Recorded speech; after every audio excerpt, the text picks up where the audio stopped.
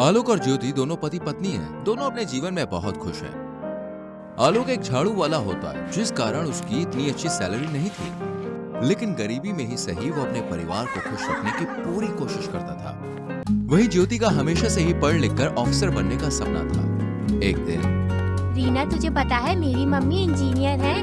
मेरे पापा तो डॉक्टर हैं। तेरे मम्मी पापा क्या करते हैं? मेरी मम्मी वो तो 8 पास है, वो हाउस वाइफ है और पापा झाड़ू लगाते हैं। ये देखो, ये झाड़ू वाले की लड़की है। इससे हमें दूर रहना चाहिए। मम्मी कहती है कि ऐसे गरीब लोगों से दूर रहो, ये लोग चीजें चुरा लेते हैं। मुझे तो पता ही नहीं था कि ये झाड़ू वाले की लड़की है, वरना मैं कभी इसे दोस्त नहीं बनाती। ला मेरी टॉफी दे। इसके बाद दोनों वहाँ से चले जाते हैं। वहीं रीना रोते हुए घर आती है। क्या हुआ बेटी, रो क्यों रही हो?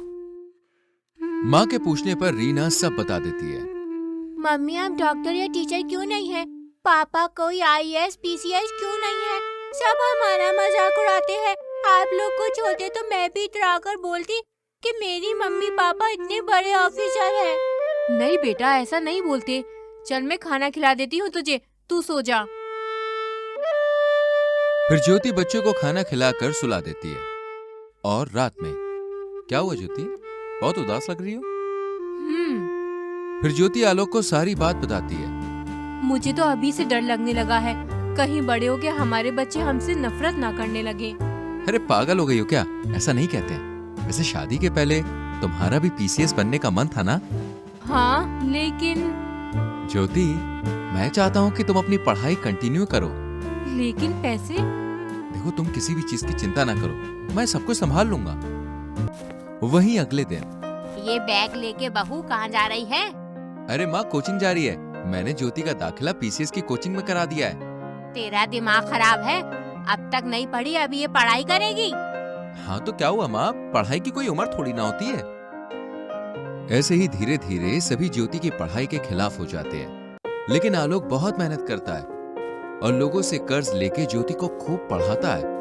और वो दिन भी आ जाता है जब ज्योति PCS बन के घर लौटती है, जिसे देखकर सभी लोग बहुत खुश होते हैं। देखा माँ बापू, आज मेरी ज्योति PCS बन गई।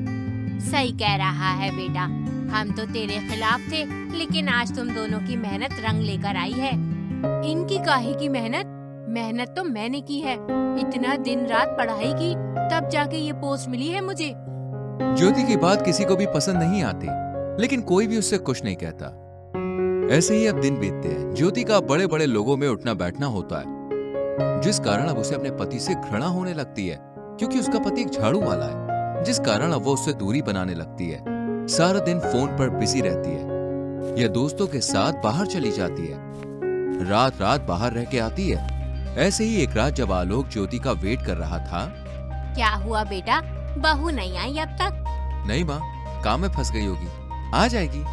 माना कि सरकारी अफसर है, लेकिन काम का भी कोई समय होता है बेटा। तभी ज्योति एक लंबी सी कार में एक आदमी के साथ आती है। देख, इतनी रात में ये किसके साथ आई है? क्या भड़का रही हो मेरे पति को? वो कौन था? अजी, मेरा दोस्त है, रात ज्यादा हो गई ना, इसलिए छोड़ने आ गए। वो मेरे सीनियर भी है। चलो ठीक है, बड़े बड़े अधिकारियों से जान पहचान भी तो जरूरी है ना। लेकिन अब ये ज्योति का रोज का हो गया था। मनीष रोजाना उसे घर छोड़ने आता, वो रात रात भर गायब रहती, जिस कारण आलोक को भी अब ज्योति पर शक होने लगा था और अब वो ज्योति पर नजर भी रखता। ऐसे ही एक दिन जब वो ज्योति का पीछा कर रहा होता है, तभी वो देखता है कि ज्योति मनीष के साथ एक कमरे में जाती है और आलोक भी उसके पीछे पीछे जाता है और दरवाजा खटखटाता है। लेकिन बहुत खटखटाने के बाद भी दरवाजा कोई नहीं खोलता। वो दरवाजा खोलकर अंदर चला जाता है और वहां आलोक जो कुछ भी देखता है वो देखकर उसके पैरों तले जमीन खिसक जाती है। आखिर ऐसा क्या हुआ था उस कमरे में, और क्या सच में ज्योति आलोक को धोखा दे रही थी, या ये सब सिर्फ आलोक के मन का वहम था? देखते हैं अगले भाग में। बहू की पतली कमर का दीवाना जे। शीना और काव्या देवरानी जेठानी थी। शीना अपने फिटनेस और खान पान का खूब ध्यान रखती थी, वहीं काव्या खा पीकर मजे से रहती थी, जिस कारण काव्या बहुत मोटी थी। वहीं शीना की कमर पतली और सुंदर थी। ऐसे ही एक दिन, अरे ओ मैन का बहन, कहाँ हो? क्या हुआ मंत्रा, बोलो। अपनी शीना बहू को जरा घर में रखा करो, बाहर के सारे काम मुझसे करवाती हो। उस मोटी काव्या बहू को क्यों नहीं भेजती? 2 किलो वजन ही घट जाएगा उसका। तुम्हारी शीना के कारण मेरा पोता फेल हो गया। सारा दिन बस शीना अपनी कमर खोलकर घूमती रहती है। तो अपनी और अपने पोते की आंखों पर पर्दा लगवाओ। मेरी बहुओं के पीछे क्यों पड़ी हो? अगर वो सुंदर है तो उसमें उसकी क्या गलती? चलो जाओ यहाँ से। क्या हुआ माँ जी? मंत्रा आई थी तुम दोनों की बुराई करने, बेइज्जती करके भगा दिया मैंने। ऐसे ही एक दिन जब दोनों बहुएं मार्केट जा रही थीं, अरे वो देख, क्या कमर है। हो मोटी चर्बी। हाँ, अरे वो भी कोई कमर है? अरे नहीं रे बाबा, उसके बगल वाली की बात कर रहा हूँ। अरे देख कितनी हॉट है। अरे भाई मस्त माल है, कितनी पतली कमर है। पतली कमरिया मोरी हाय हाय हाय, तेरी चिन्ह चरिया तेरी हाय हाय हाय। इस तरह दोनों शीना को छेड़ने लगते हैं। तभी काव्या वहाँ आके दोनों को जोर का थप्पड़ मारती है। पड़ गया थप्पड़, बोलो हाय हाय। जाओगे या खाओगे लात, हाय हाय। इसके बाद दोनों वहाँ से भाग जाते हैं। Sheena don't worry, you are beautiful और ये अच्छी बात है। और ये जो लोग तुम्हें गंदी नजर से देखते हैं, इनकी तो आंखें ही फोड़ देनी चाहिए। तुम टेंशन ना लिया करो। जी दीदी। इसके बाद दोनों घर आ जाती है। ऐसे ही एक दिन, अजी मैं मार्केट जा रही हूँ माँ जी के साथ, अपना ख्याल रखना। ठीक है। आज तो अच्छा मौका है शीना की पतली कमर को निहारने का। यार मैं तो इस मोटी कमर से तंग आ गया हूँ, क्या करूँ? जेठ हूँ, कोई मौका ही नहीं मिलता कि आंख भर के देख लूं शीना को। वही माँ और बीवी के मार्केट जाते ही घर में केवल जिगर और शीना ही बचते हैं। तभी जिगर जाके शीना के कमरे में झांकने लगता है। लड़कों को मारे मेरी तिरछी नजर, हाँ लड़कों को मारे मेरी तिरछी नजर। पतली कमर मेरी पतली कमर, हाय मेरा क्या कसूर, मेरी चढ़ती उम्र। पतली कमर मेरी पतली कमर। अरे क्या माल है यार, मन कर रहा है इसे कमरे से उठा ले जाऊं। अरे उठा ले जाऊंगा तुझे मैं कमरे से, देखते रह जाएंगे तेरे दीवाने।